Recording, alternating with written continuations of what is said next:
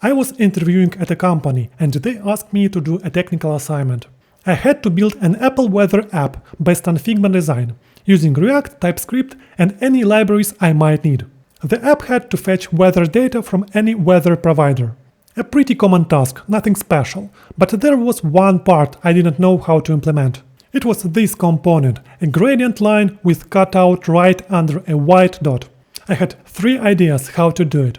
Give the dot a border with the same color as the background behind the gradient. Use Mix Blend Mode CSS property, or do it with 3 elements, 2 gradient elements with a white dot between them. First, I tried the cutout illusion using Mix Blend Mode, but the result didn't look like what I needed at all.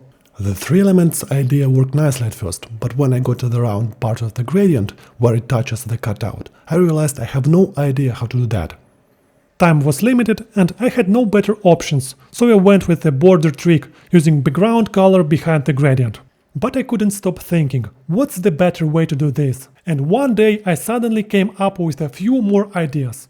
In this video I will show you 7 different ways to create this kind of cutout. Links to the design and the code from the video are in the description. My first idea was to use clipPath CSS property. With this property, you can cut out shapes from an element. clipPath has a few functions to describe the outline of a shape.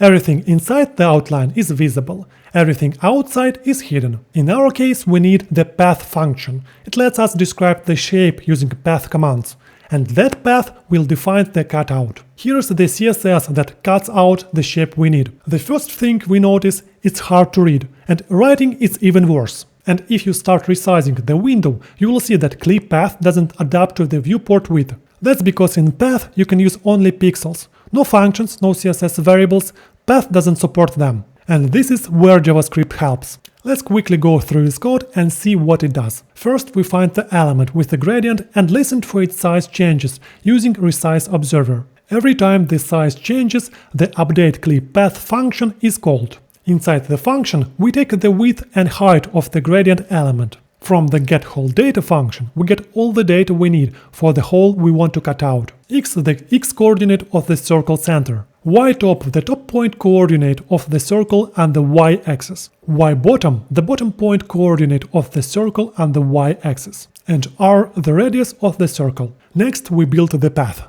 It's the same path we saw in CSS, but here we can use the values we just calculated. Let's break down what's happening. 2 important notes before we start. In CSS, the x-axis goes to the right and the y-axis goes down. So positive y values are below the x-axis and negative y values are above it. In Path, the letters are commands. Move to a point, draw a line, draw an arc and so on. Uppercase letters mean absolute coordinates, lowercase means relative. In this video we'll use only absolute coordinates. To make it more visual, I will add one more gradient element. On the top one I will show how the path is built, and on the bottom one you will see the final result after applying clipPath. Everything under red area will be visible. To make sure the white dot doesn't distract you, I will hide it in the top element. First, we move to the point 0, 0, to the top left corner of the element. Then we draw a horizontal line to the right for the full width. The shape height is still 0, so you don't really see anything yet. Next, we draw a vertical line down for the full height. At this point, the path is enclosed, so the browser automatically closes it by drawing a line from the last point back to the start. That's why we get a diagonal cut. Then we draw a horizontal line back to the coordinate 0 on the x-axis, and we close the path. Now we have a rectangle. Everything inside is visible, everything outside is hidden. Now we cut the hole. We move to the start point. Y is negative, so it's above the top edge of the element, because the hole diameter is bigger than the gradient element height. To get a full circle, we draw 2 arcs. The first arc with the radius r goes to the bottom point. The second arc back to the top point of the circle. Congrats, we just cut a hole out of the gradient. The path code is not very intuitive, but this approach has a really solid browser support. But clipPath also has a function with a much nicer syntax, shape function. It supports not only pixels, but also other units, for example percentages. And you can use math functions like calc and CSS variables inside it.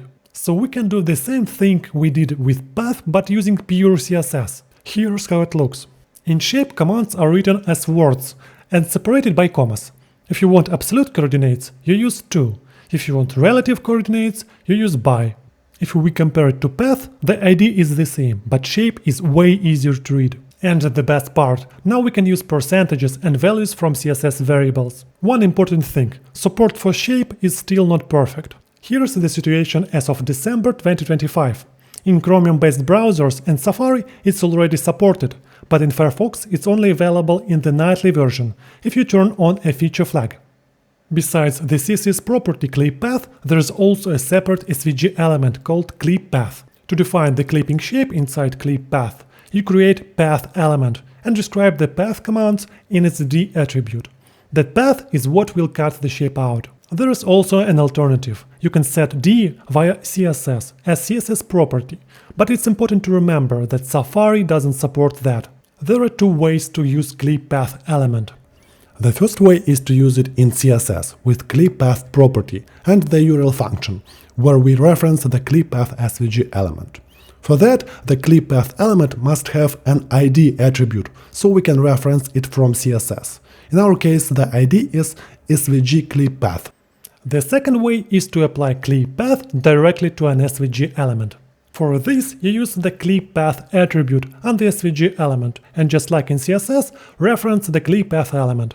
If you use this approach, you have to define the gradient directly for the SVG element. Since you can't use CSS gradient functions in the fill attribute, you need to create an SVG linear gradient element and then use it in the SVG element's fill attribute. To make everything work correctly when the window is resized, we need to update the SVG viewbox attribute and also update the D attribute of the path element inside the clipPath. We already covered two solutions using CSS clipPath and one more using SVG clipPath element. There is one more option. We can do the same thing with clip function from the Canvas API. Let's see how it works. First, we need a canvas element. We'll fill it with the gradient and then cut a hole in it. To make the gradient adapt to the width, we create a resize observer and subscribe to size changes of the canvas. Inside the resize observer callback, we call a function that recreates the gradient and updates the cutout. Before creating the gradient, we need to set the internal size of the canvas. Notice that we set the width and height using device pixel ratio. That's because Canvas has its own internal resolution that uses real pixels, not logical ones like in CSS, and we can change it through CSS. To keep the gradient sharp on high DPI screens, we scale the canvas by device pixel ratio. Then we create the gradient and fill the canvas with it. After that, we cut the hole. We build a path for the part we want to remove and call the clip function. The path commands are very similar to what we used in the path function in the clipPath example. But there is a small difference. On canvas we can draw a full circle with a single arc command. In CSS path we had to build the circle from two arcs, because there you can't use the same start and end point for one arc. The next method is to use a CSS mask. Let's quickly understand how masks work in CSS. In our case, it's a radial gradient, with a hole exactly where the cutout should appear in the bottom gradient. This mask works like stencil. Where the mask is transparent, the element becomes hidden. Where the mask is opaque, the element stays visible. And if the mask has semi-transparent areas, that part of the element will also become semi-transparent. For example, if the mask is not fully opaque but only 75%, the gradient under it will look like it also has 75% opacity. We can also change how masks work using mask type and mask mode. For example, if you set mask mode luminance, the mask will be calculated not only from transparency, but also from the brightness of the colors. White areas will be fully visible and black areas will be hidden. This is a topic for a separate video. If you are interested in how these properties work, leave a comment and I will make a deep dive on it. There is an alternative way to do the same thing using mask-composite. This property defines how multiple masks are combined together. In our case, we have two masks. A linear gradient that covers the whole element, and a radial gradient that defines the area of the future cutout. With mask-composite, we can exclude one mask from another by using the exclude value. Exclude hides the overlapping area between the masks and keeps only the parts that don't overlap. If you use subtract instead of exclude, at first it looks like the result is the same. But if you change the order of the masks, the result changes, and you might not see the gradient at all. That's because subtract removes the intersection and keeps only what's left from the first mask.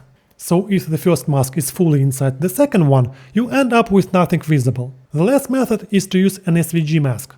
Let's build the SVG we need. In SVG there is a special element called mask. It's made exactly for masking. Inside it we create a rect element to cover the whole gradient area and a circle element for the whole. To apply this mask to the element with the gradient, we use the CSS property mask image, where we reference the mask. For that, the mask element needs an attribute ID, so we can reference to it. To make it work correctly and window resize, we reuse the same JavaScript ID we already used before.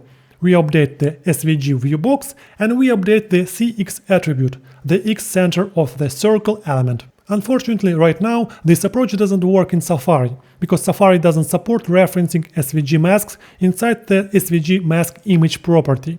That's all the ways I found to create a cutout in a gradient.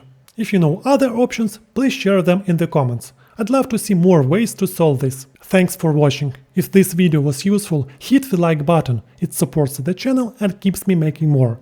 See you soon.